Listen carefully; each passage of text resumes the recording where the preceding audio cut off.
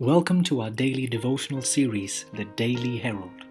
I pray that these messages will come to you as an encouragement and a reminder to be heralds of the Lord daily.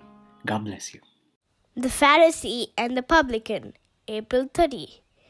God, I thank you that I am not like other men, or even as this tax collector. Luke 18:11. Both these men are represented as resorting to the same place for prayer. Both came to meet with God, but what a contrast there was between them. One was full of self-praise. He looked it, he walked it, he prayed it.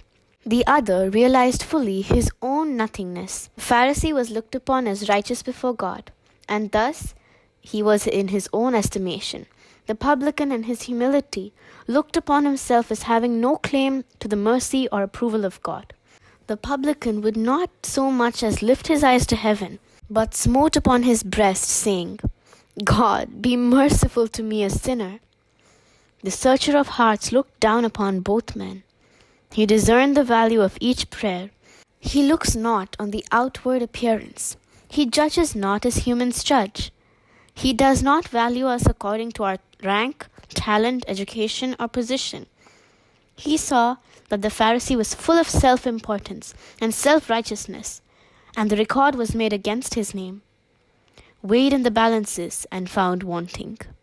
The majesty of heaven humbled himself from the highest authority, from the position of one equal with God, to the lowest place, that of a servant.